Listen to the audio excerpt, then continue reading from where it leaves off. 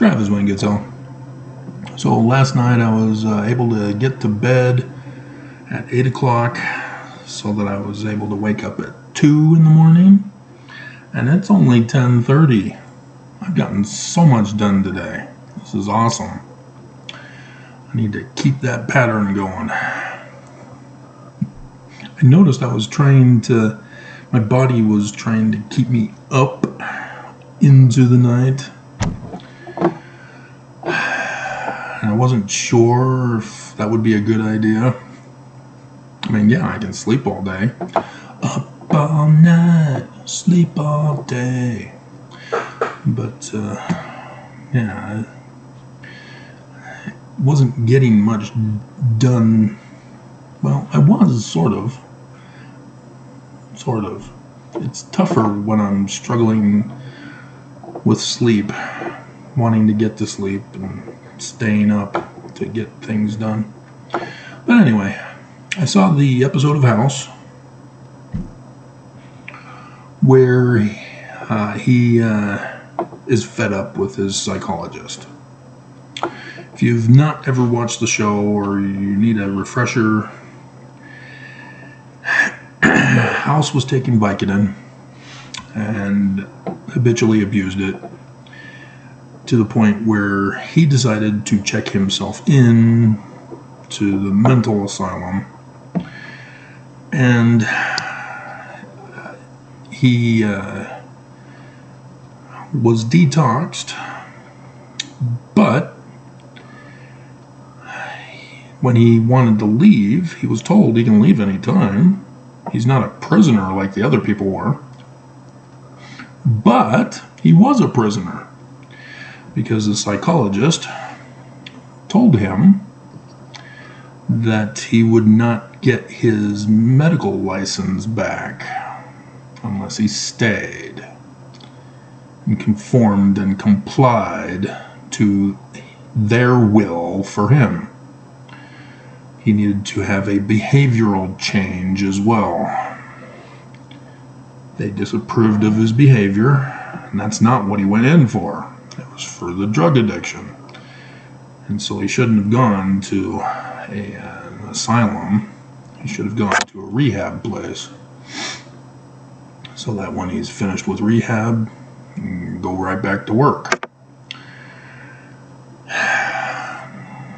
And so he does, and yet is still dependent upon the psychologist, as he's required to go back and visit with him to tell how things are going.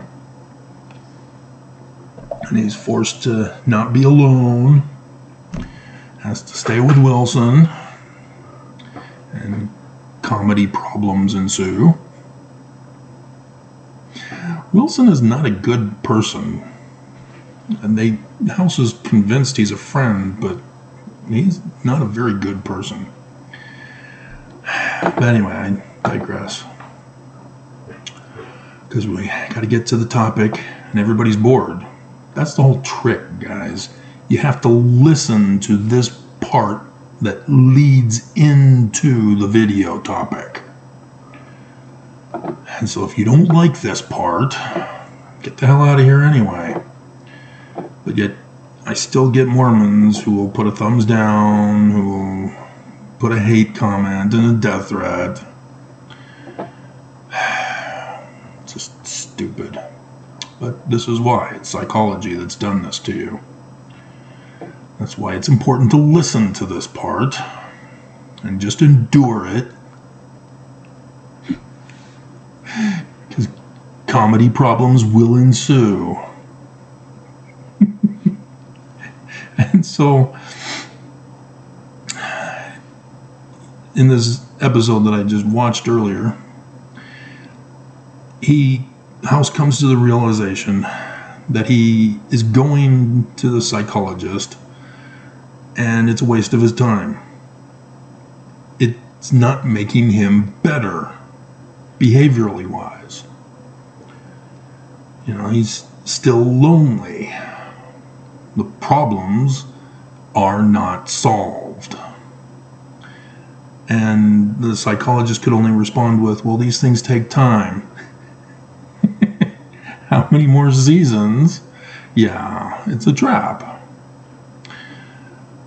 And so House, as a medical doctor, took him long enough, which is technically the script writer that took long enough to indulge in this psychological merging with medical science. But yeah, he says, I'm out. That's enough. You have failed. I'm wasting my time. I'm out. And so, yeah, he's got his medical license back, but the damage was done, and that caused him to blow. And that's what happens when you give people a false hope. You know, just like Nelson did yesterday, wasn't it? The 7th? Let's read that for you. This is not originally part of the planned script, but has bearing.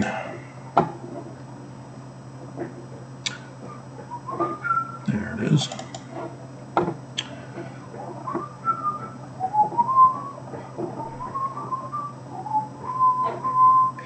That's another song that could have been added to that long list. If you didn't watch the video, I'm going to make you hunt it for it to see what list I'm talking about. The Copacabana. Message of hope.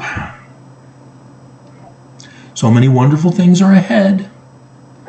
And yes, this does tie in. Cool. In coming days, we will see the greatest manifestations. So is that physical manifestations, as the definition suggests it is? Or is that his interpretation of religion, which is spiritual witness, which means manipulation of feelings, which means psychology? Of the Savior's power that the world has ever seen. Between now and the time he returns, with power and great glory, Joseph Smith Matthew, 136, not Matthew's version.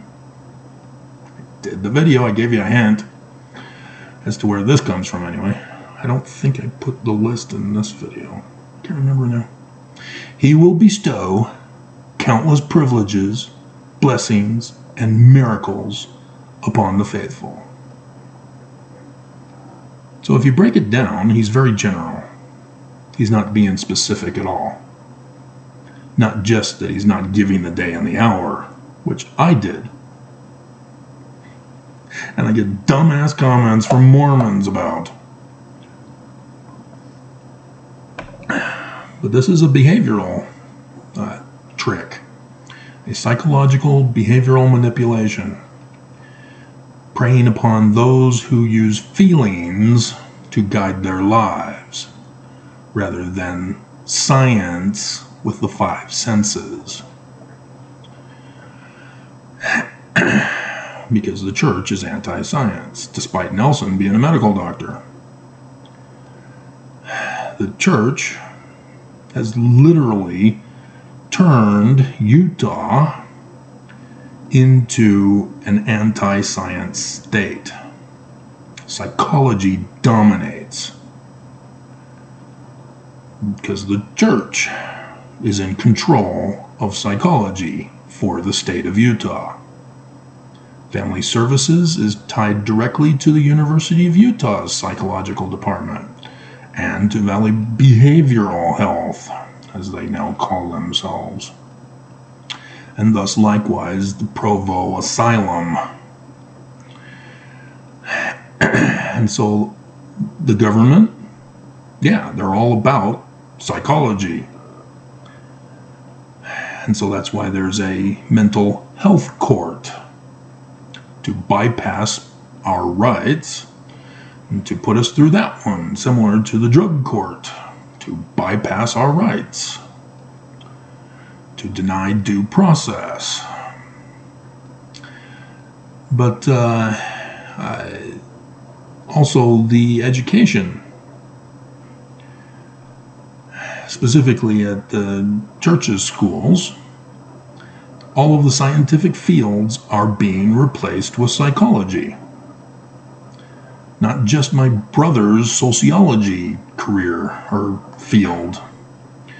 Because when he went to the University of Michigan after BYU, they weren't going to pass him.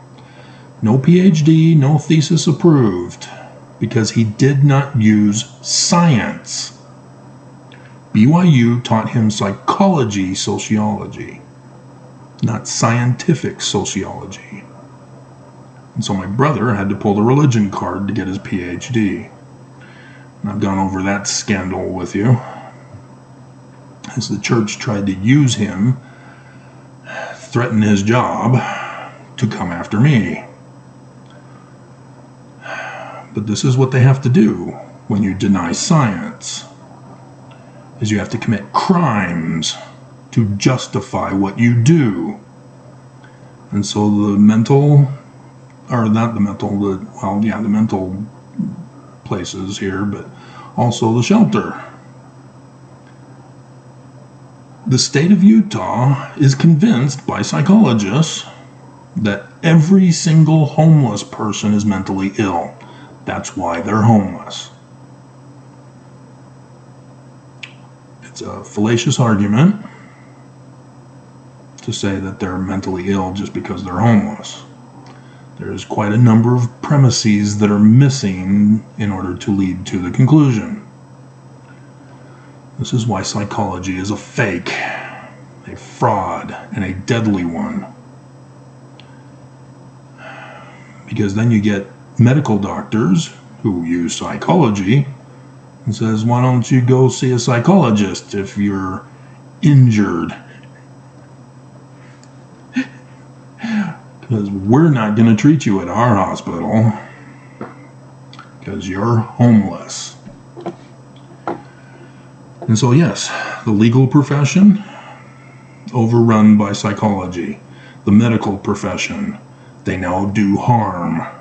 The Hippocratic Oath has been violated here in the state of Utah. Medical doctors now cause harm by using psychology, a field which they are not in, but has infiltrated the medical profession. And then the police and first responders, you hear that on the news. They get psychologists coming in. And so everything has been corrupted here in the state of Utah. No science is safe, even translation of the ancient languages, which Joseph Smith was. And so major dangers here.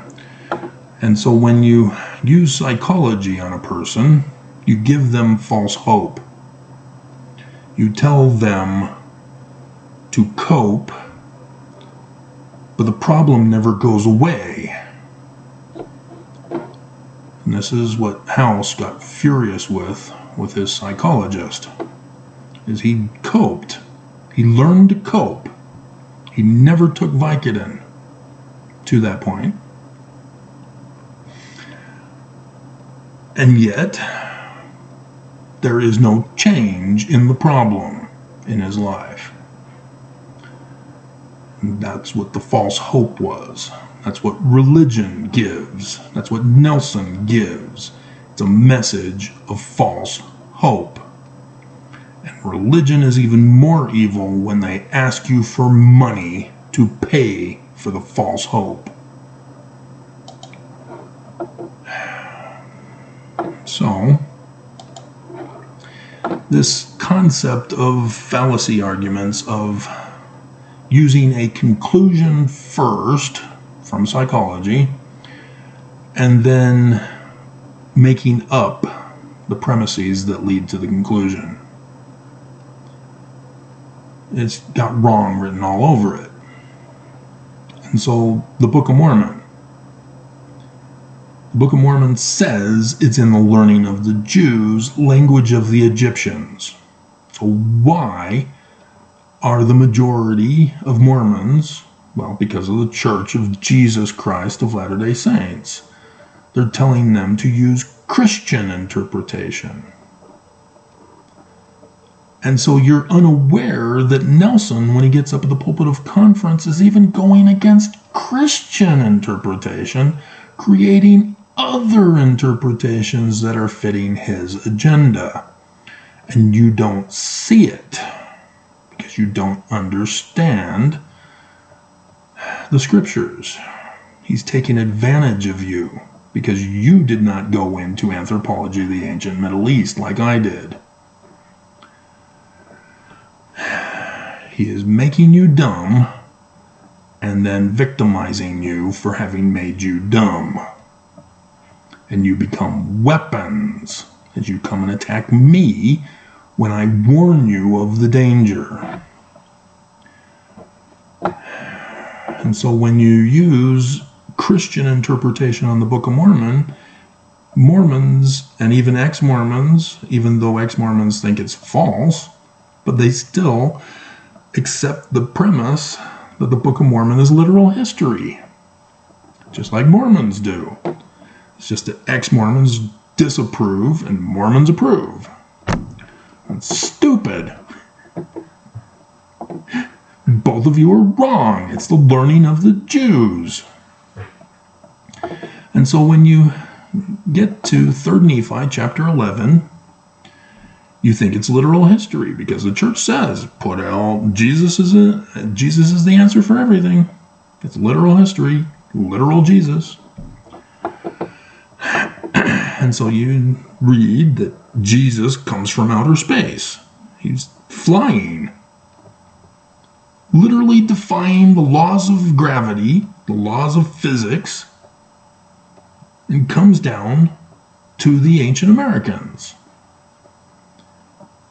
And yet science, all fields of science, can't confirm a single bit of that story in the Book of Mormon.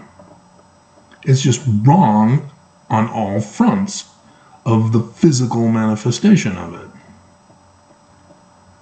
It cannot be literal history.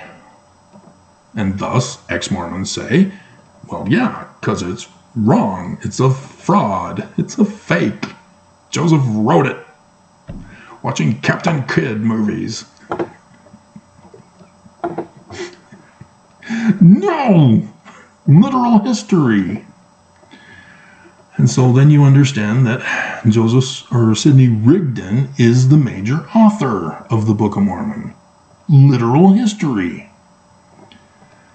And it's not something that I just throw off the top of my head as a conclusion, and then everything else has to fit. No. I am an anthropologist of the ancient Middle East. I do it correctly. I use the scientific methodology process to run tests. I deciphered Paleo-Hebrew. I deciphered Egyptian. And you said, well, Egyptian was already deciphered by Jean Champollion in 1822, Travis. Do you not think I know that? It's just unbelievable. Jean Champollion translated the Rosetta Stone. That's what he accomplished. He did not decipher Egyptian. And if you've ever gone to the Wikipedia page for the facsimiles of the Book of Abraham translation, you will see that facsimile number 1 does not have a translation. It has an explanation. It'll tell you that Anubis is the black guy standing over Abraham, who is actually Osiris. And that the Ba bird is there hovering in the air.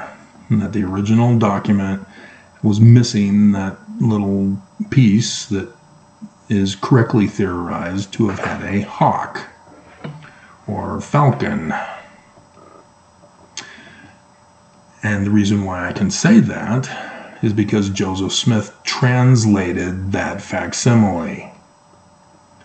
It's in the text of Abraham chapter 1. Not a single Mormon apologist knows this. I do.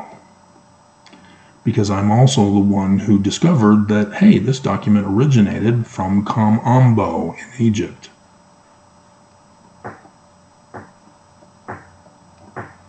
Anybody have a clue as to why? No, I didn't think so. Well, it's because of the hawk and the crocodile alligator. I don't know the difference between the two. Doesn't matter to me. It was that long ago, and so they were probably a hybrid of the two because the species then emerged from that. Similar to the Noah's Ark story. That's at least 10,500 BC years old. Because that's when science says that the whole earth was covered with water last. That's when the evidence on the Giza pyramids occurred.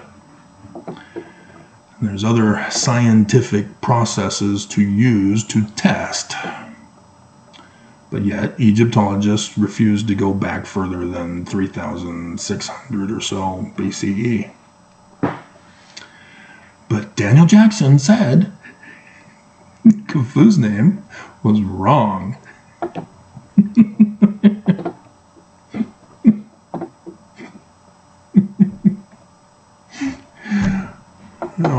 I had fun with that.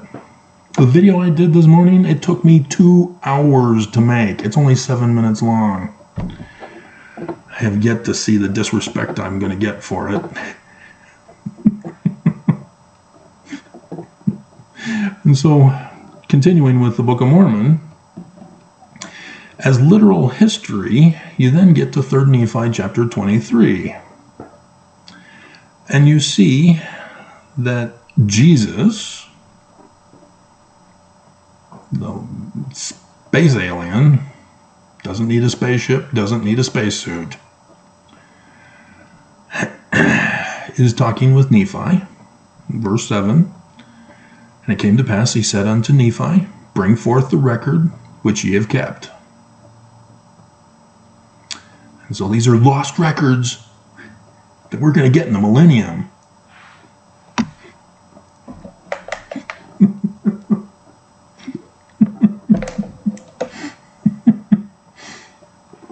And so Nephi had brought forth the records, now in plural, and laid them before him. He cast his eyes upon them, because he's that fast of a reader, and said, just like the Terminator, or Data, verily I say unto you, I commanded my servant. Why is he called a prophet then? Samuel, the Lamanite,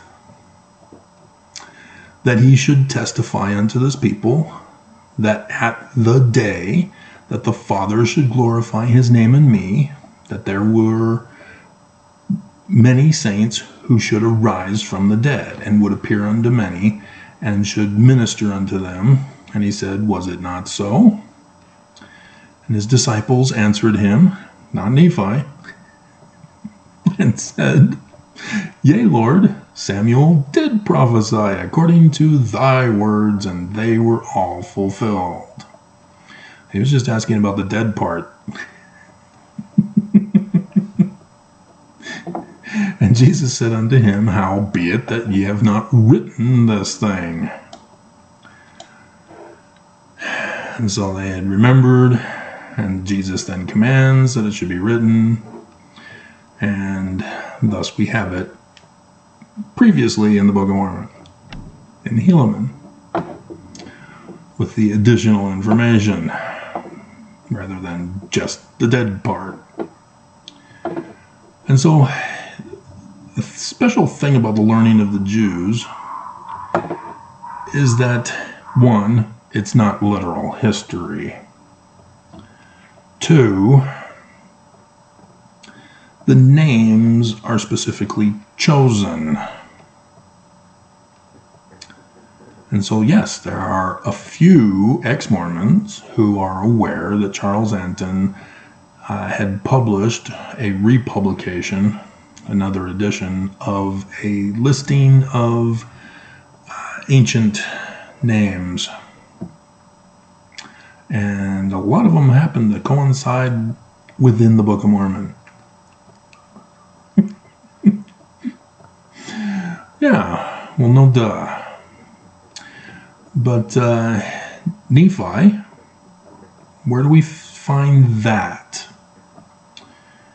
Well, it's the Joseph Smith history, but you have to go to the Joseph Smith papers to correct the Joseph Smith history of 1838. Have you done that? Are you even listening? And so what was Nephi doing to Joseph Smith? What was he talking to him about?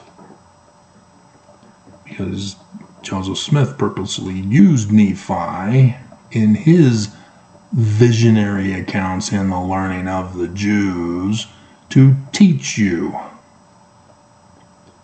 In what respect do you show Joseph? You call him Christian and Jesus, huh? Turn it into literal history so that it's Moroni because Joseph was wrong.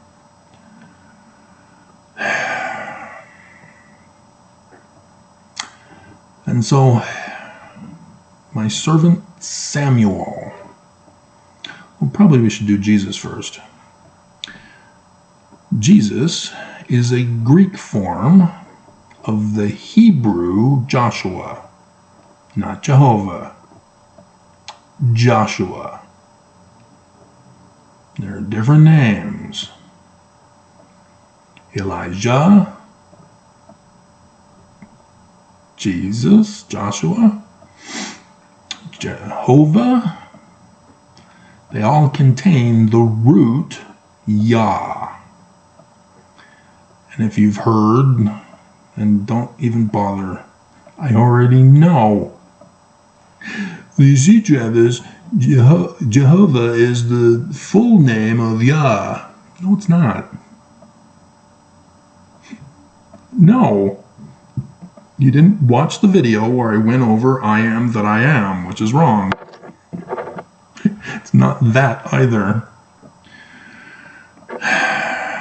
Jehovah is the new name given to Son Yah. Remember, I deciphered Paleo-Hebrew. The reason why is because I'm Mormon. I found out about the King Follett Discourse.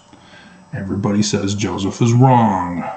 I went and used the scientific methodological process and figured it out. I got my answer. Joseph is right.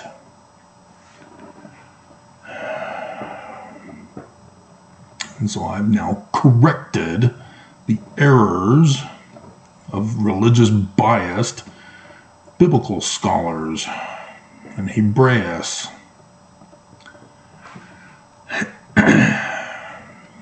And so Jesus, or Joshua, is Yah of salvation. And so when you read in Matthew chapter 1, you see that they're quoting Isaiah, that his name is supposed to be Emmanuel. And so therefore he concludes they called his name Jesus. Not the same name. There are different meanings for Jehovah and Emmanuel. Yah of salvation, and Emmanuel is the god Amun, which is the Egyptian sun god at noonday. Learning of the Jews, language of the Egyptians. Now, do you understand Amun by Joseph Smith? You're not even listening. And so you're not going to hear this information. And you're going to come to another video where I don't say this, and then you're going to say something stupid. Thinking you know better than me because you heard someone else who doesn't know better than me. who uses psychology. And so Samuel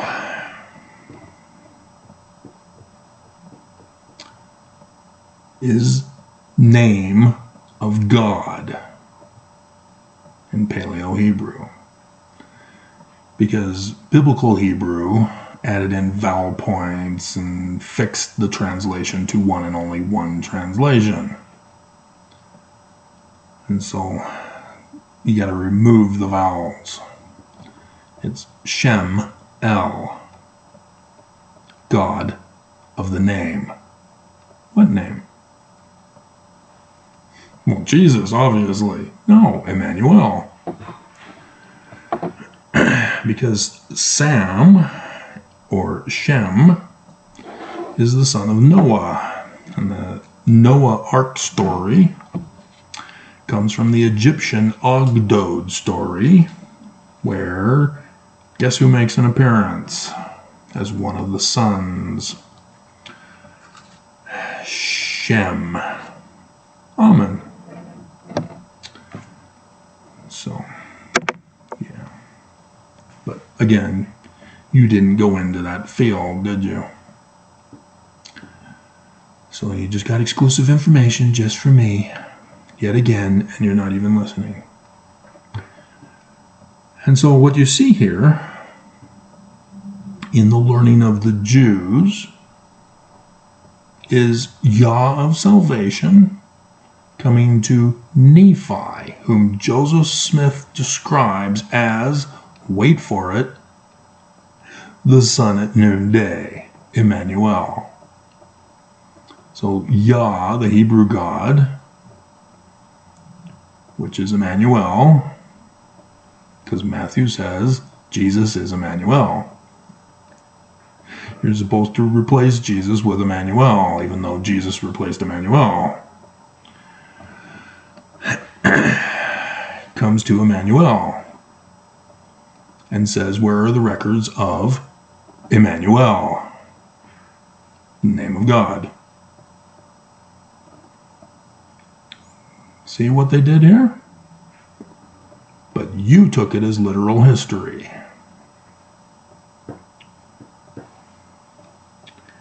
And so, yeah, I can keep going through all scriptures now. But when you use the wrong conclusion for your assumptions in life, it takes you down the wrong path. It gives you a false hope. Because then Benson comes along and says, well, the events for the first coming of Jesus to America is a pattern for the second coming. And so Mormons go over the list. Oh, okay, so yeah, he'll do the... No. This is the second coming. But it's the first coming. There is no second coming. Because Jesus is not real. It's the learning of the Jews. The Gospels are the learning of the Jews. And I had made the mistake of listening to a video that was recommended by YouTube today, in which the woman is an astrotheologist and said that the Gospels all begin in Caprica.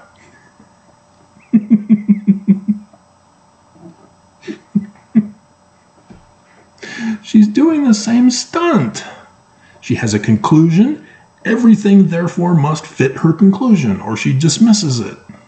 Because it doesn't fit her conclusion. It's wrong, therefore.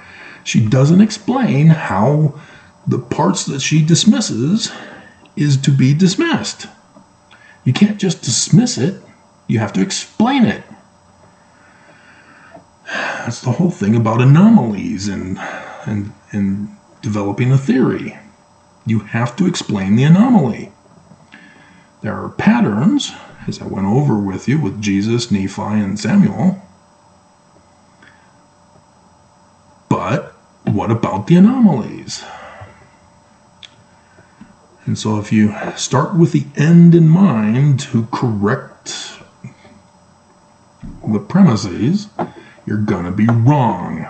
Just like the current theory of Paleo-Hebrew that was developed by William Foxwell Albright. Because Sir Alan Gardner told him to bias his whole research by concluding that it's the acronym theory. And then just go back, make it all work. It's all crap. The whole theory is just crap. But that's what scholars do, is they come up with something, they fool everybody, they get their job for the rest of their career, and they don't do anything else.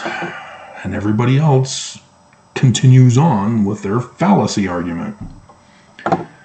And so you got people now that are branching off and saying that Proto-Sinaitic is therefore older than Paleo-Hebrew because it's also Babylonian Semitic.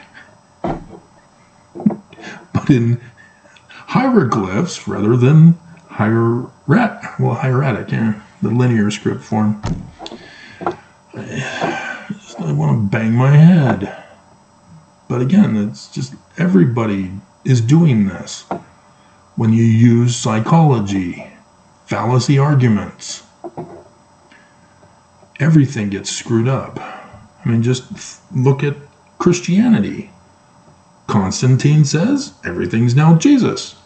It's now literal history. And so what has everybody done? Everybody goes into the Bible to conclude that it's literal history and to confirm that it's literal history. People are looking for Noah's Ark on Mount Ararat in Turkey. People assume Jesus was born on December 25th of our calendar.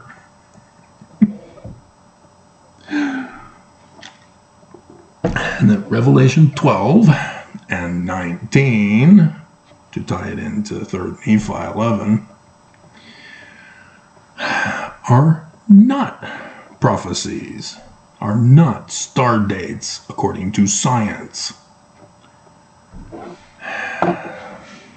it's just symbolic feelings, or even worse, you get the other parts of Jewish Kabbalah, like Gematria, or Notakaraton. I always mispronounce that one. Or Tamara. They focus so much on those to make their conclusions because the premise is blah, blah, blah, yeah, etc. Similar to the Bible Code guy. I mean, there's just so many examples. I mean, the Bible Code guy, he took a version of the Bible that is not approved and was not the origin. That was his first problem. And nobody seems to discuss that one. But he then had a computer program of it and was able to find that you take letters, and then within the framework of those letters you can find other words, like a crossword puzzle type thing, just more three-dimensional with a whole text to work with. And so he thinks that he figured out that the Israeli prime minister was going to be assassinated, so he went and warned him, and sure enough, somebody tried to assassinate him.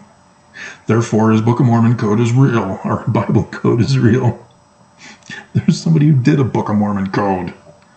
But those are the problems. The documentary hypothesis is another scam. And Mormons have done that for the Book of Mormon.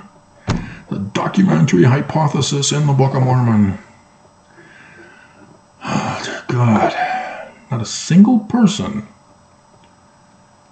trusts the Book of Mormon when it says it's in the learning of the Jews, language of the Egyptians. Everybody goes beyond the mark with their false conclusions. And they use that false conclusion to justify the premises for other conclusions that they make. That's not the scientific process. They're all wrong. And it's getting worse, because then you start believing that, well, Heavenly Father raped his 14-year-old daughter and abandon her to have the baby all by herself. So it's okay for Daddy? If you remember my Father's Day videos this year, it's just abominable to do that to the Book of Mormon.